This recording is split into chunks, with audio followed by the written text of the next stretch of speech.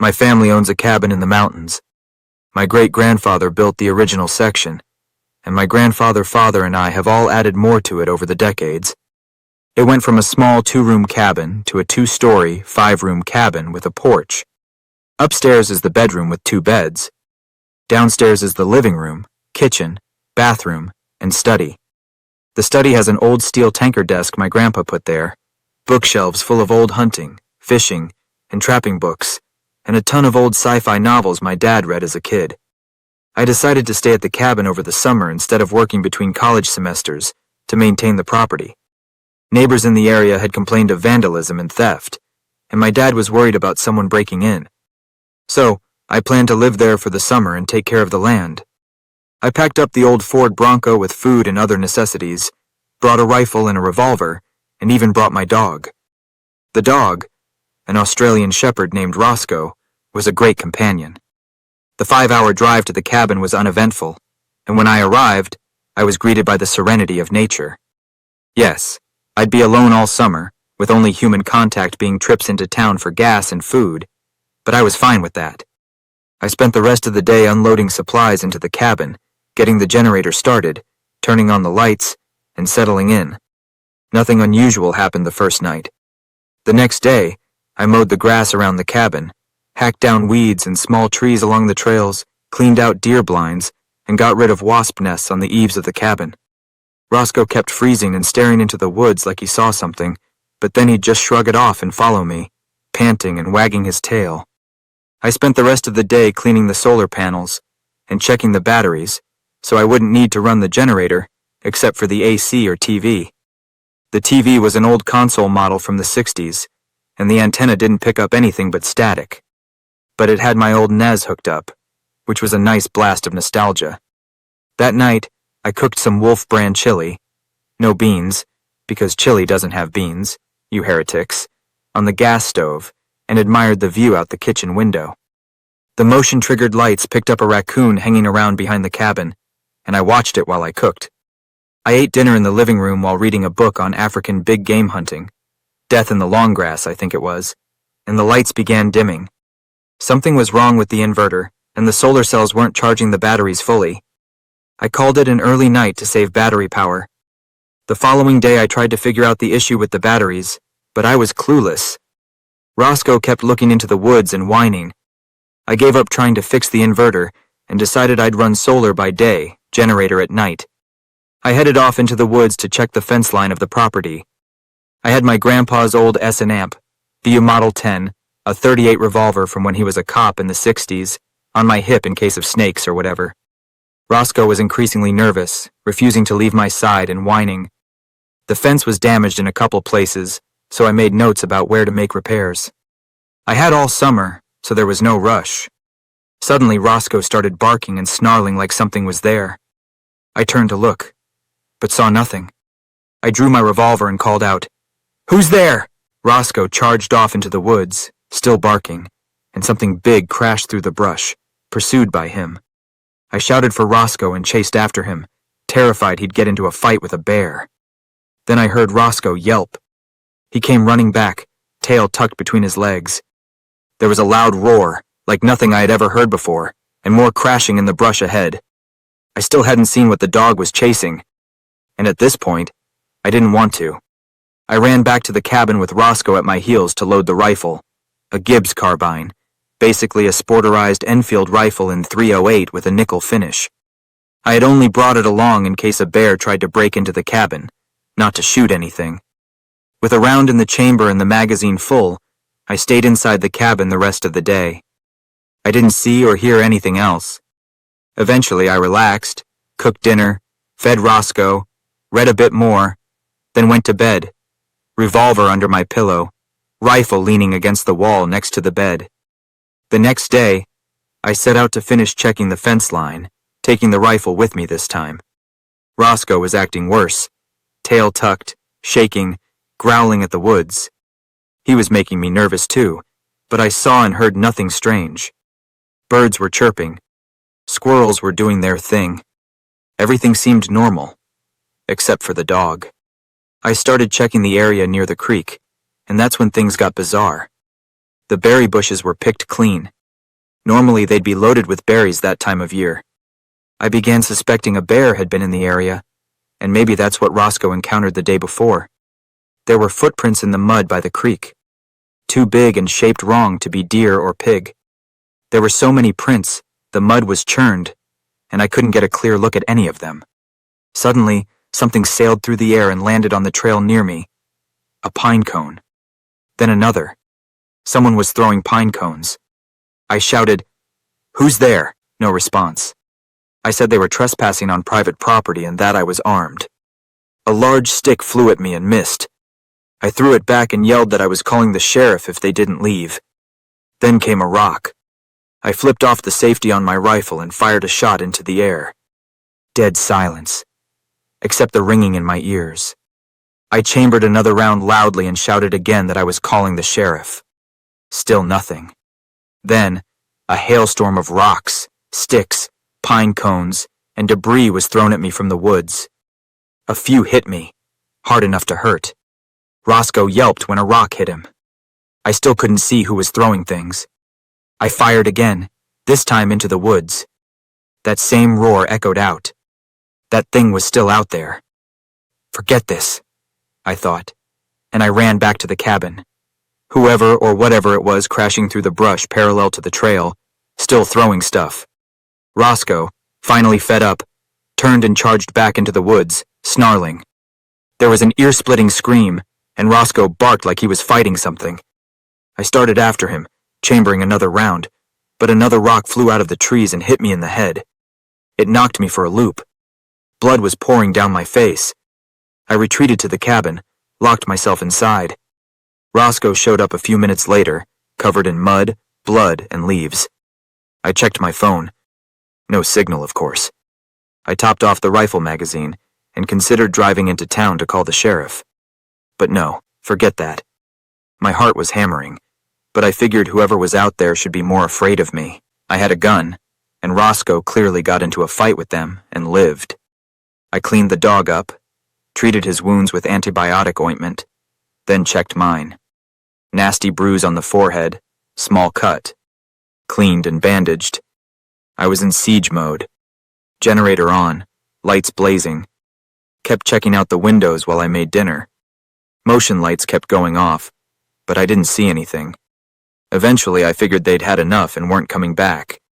I shut off the generator and went to bed, guns still ready to go. The next morning, I grabbed my rifle and Roscoe and went to check the property again. The woods were eerily quiet. Roscoe was nervous again, and I was thoroughly creeped out. I spent the entire day holed up inside the cabin. I saw nothing, heard nothing, but the woods stayed deathly quiet. No birds, no animals, no movement. That night, I refueled the generator and started it before dark.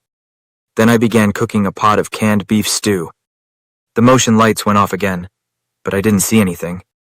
Roscoe was whining, nervous. I had the .38 on my hip, the rifle next to my chair. After checking the front windows, I went back to the kitchen and caught something looking through the window at me, just the eyes. A dark silhouette.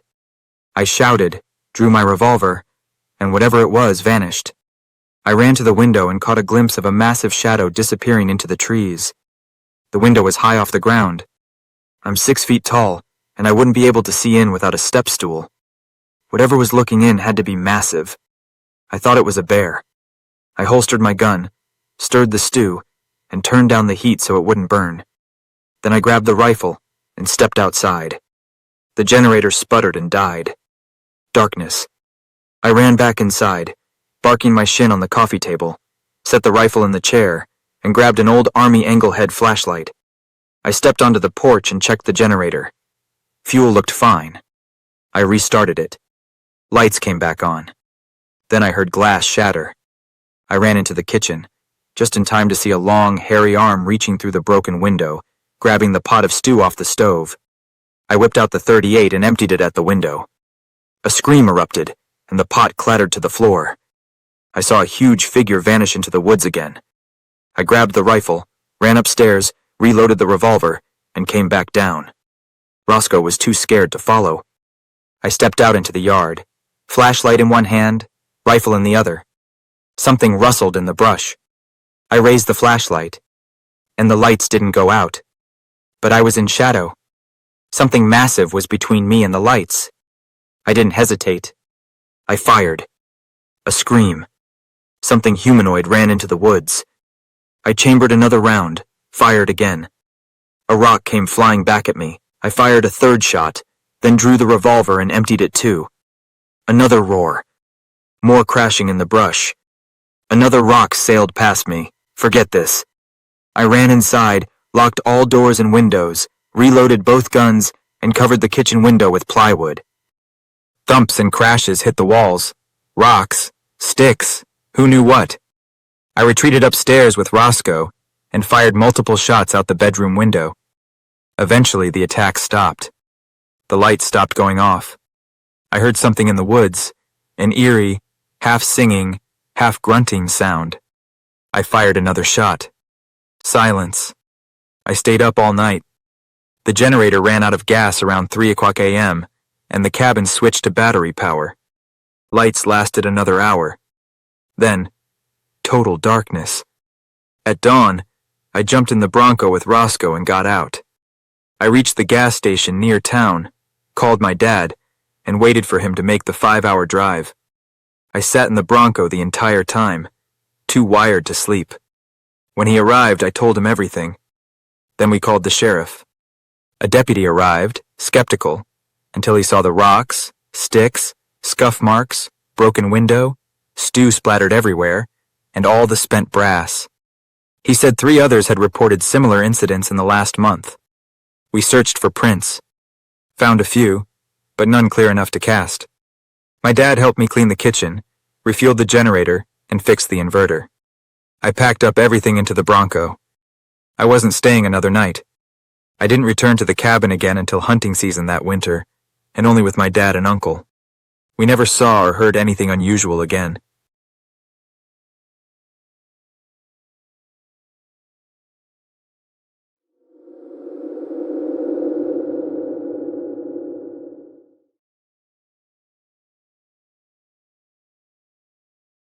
I'm not entirely sure what to make of this clip.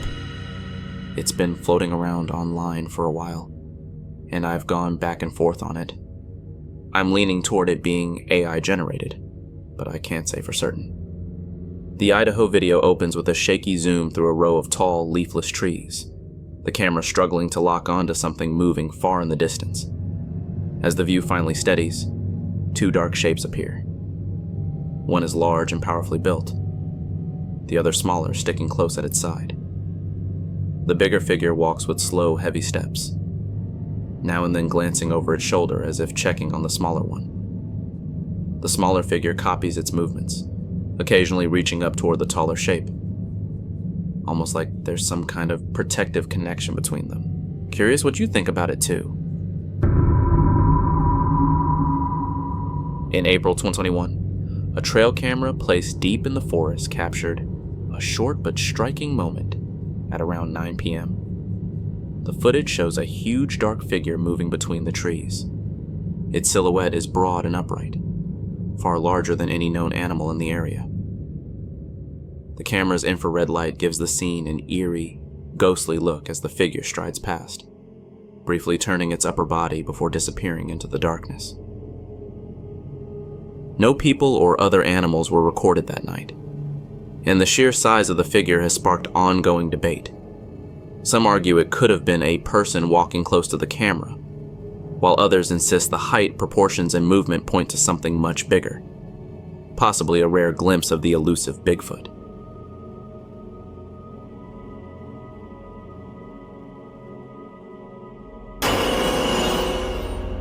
While wandering near a forest edge, a young boy noticed a dark, human-shaped figure moving along the tree line. Acting fast, he grabbed his phone and recorded a short clip. The video shows a tall, shadowy silhouette walking between the trees, fueling speculation that the boy might have captured a potential Bigfoot encounter.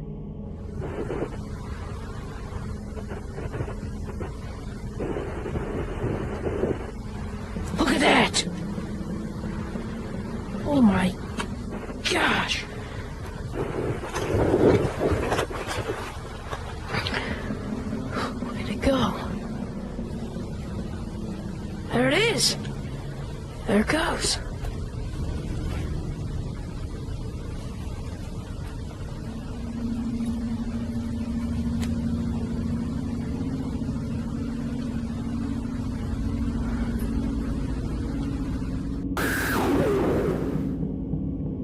A brief nighttime recording picks up low, unnerving groans rumbling from the shadowy forest. As the camera sweeps across the trees, two dim glowing eyes peer out from behind a trunk, staring quietly for a moment before slipping back into the darkness.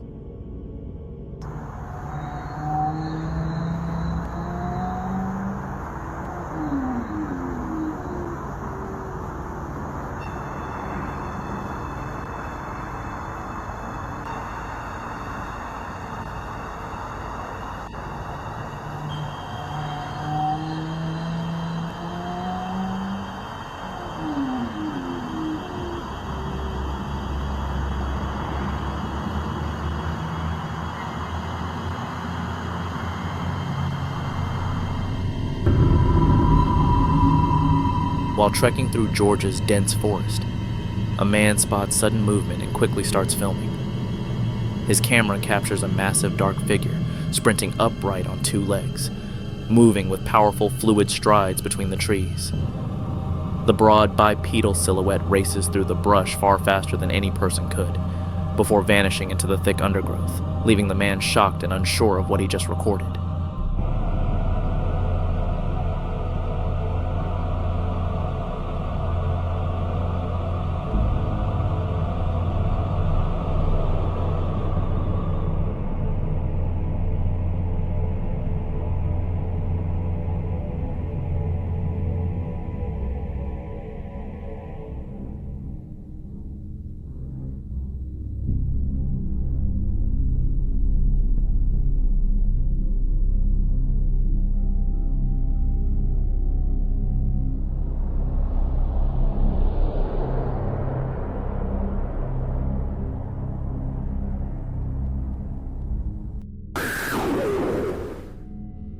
While wandering through the forest near Texarkana, Texas, a family came across a trail of enormous, deeply set footprints in the soft soil. The prints looked human in shape, but were far larger. Around 15 inches long and unusually wide from toe to heel. The depth of the impressions hinted at a heavy weight behind them. Could this be the work of Bigfoot? What do we got here? It's a track. It's a track. Wow. What kind of track is that? Oh, look, here's another one. Another one?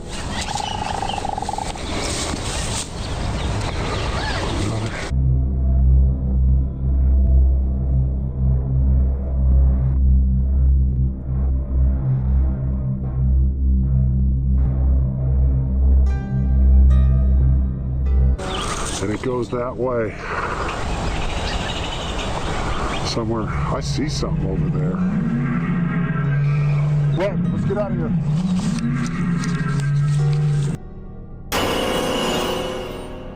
A group of hikers near the Colorado River got a shock when they noticed a huge bipedal figure moving through the trees, and quickly started filming. Convinced it might be the legendary Bigfoot, they captured the moment on video. The footage shows the humanoid form appearing briefly before vanishing back into the forest, igniting curiosity and debate online about whether they had actually glimpsed the elusive creature.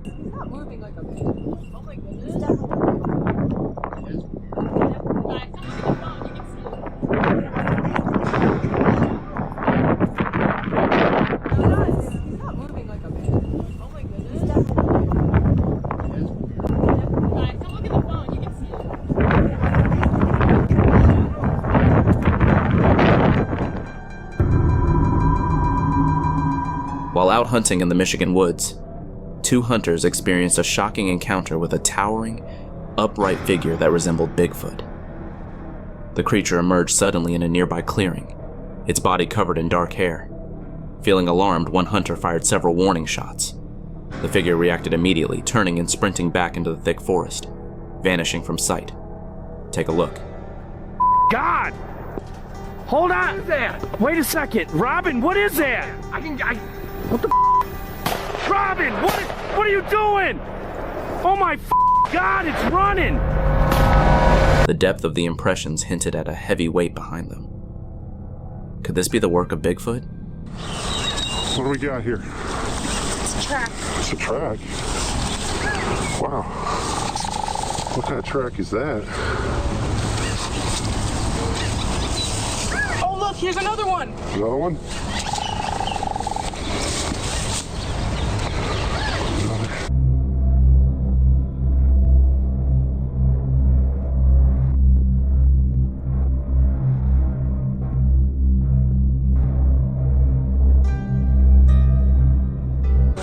And it goes that way. Somewhere. I see something over there. Well, let's get out of here.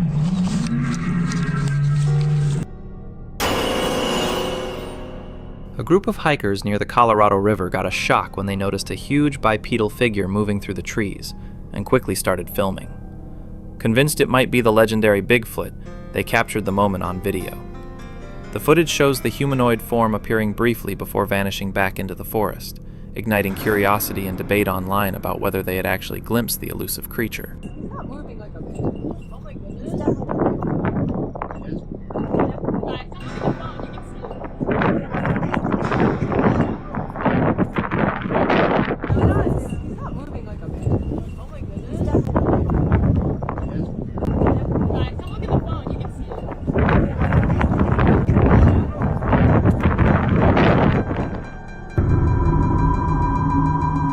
While out hunting in the Michigan woods, two hunters experienced a shocking encounter with a towering, upright figure that resembled Bigfoot. The creature emerged suddenly in a nearby clearing, its body covered in dark hair. Feeling alarmed, one hunter fired several warning shots. The figure reacted immediately, turning and sprinting back into the thick forest, vanishing from sight. Take a look. God! Hold on! What is that? Wait a second. Robin, what is that? What the Robin, what are you doing? Oh my God, it's running! Dude! No way, what was that? Robin! What'd you, dude? What the hell was that? Dude, I don't know what we just saw, but What? that was Harry. No way, dude. Did you hit it or something? I'm not staying here no more. Did you hit it? I don't know. Let's get the man. We gotta call.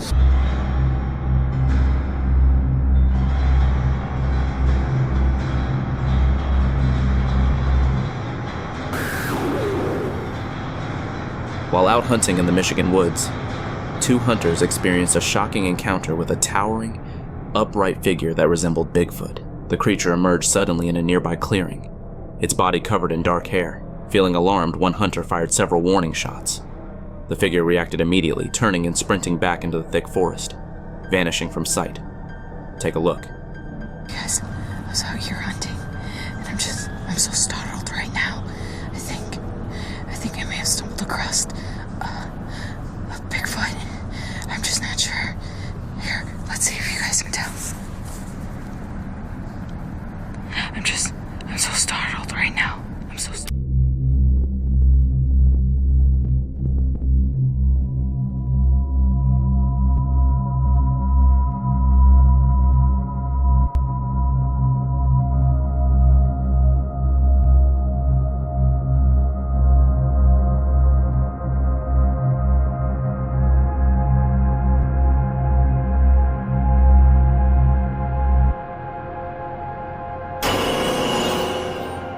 In the summer of 2021, a 10-year-old boy in Alaska was hiking near his home when he captured a strange sight on camera.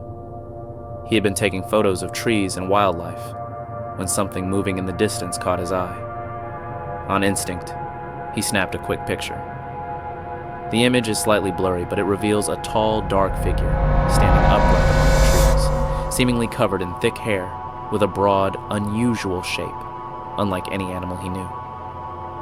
The figure appears mid-step, partially turned as if it noticed him. The boy showed the photo to his parents, and it soon spread online. Some dismiss it as a trick of the light or a person in a costume, while others believe it might be a genuine Bigfoot sighting. Though unclear, the photo keeps the mystery alive, leaving many to wonder what truly roams Alaska's remote forests. I'm not entirely sure what to make of this clip. I'm leaning toward it being AI generated, but I can't say for certain.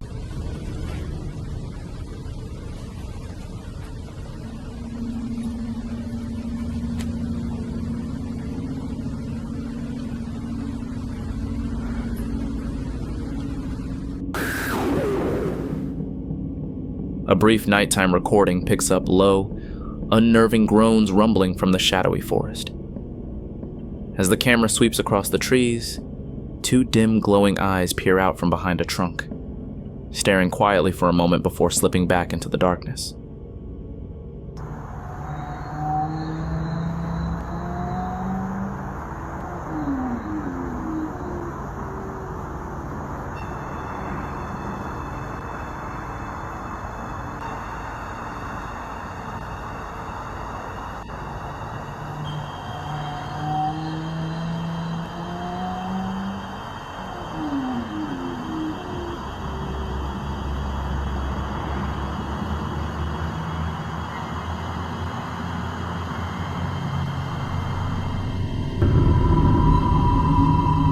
While trekking through Georgia's dense forest, a man spots sudden movement and quickly starts filming.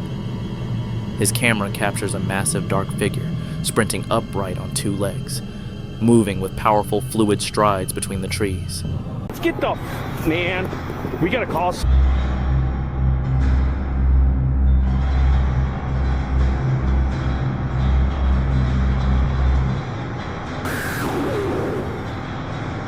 While out hunting in the Michigan woods, two hunters experienced a shocking encounter with a towering, upright figure that resembled Bigfoot. The creature emerged suddenly in a nearby clearing, its body covered in dark hair. Feeling alarmed, one hunter fired several warning shots.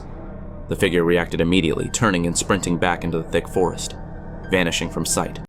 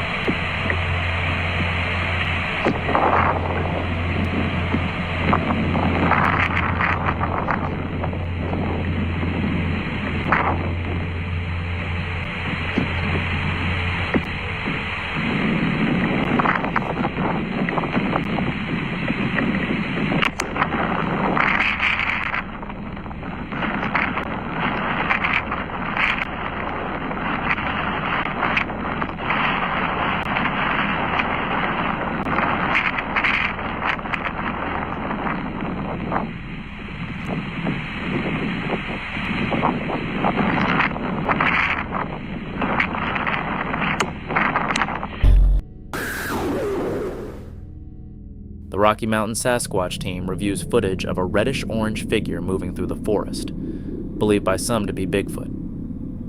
In their analysis, they examine the creature's stride, body size, and overall movement pattern, comparing it to animals known to inhabit the area as they consider whether the clip might show an authentic sighting. The creature is moving very fast. It maintains the Bigfoot leaning posture through the entire video.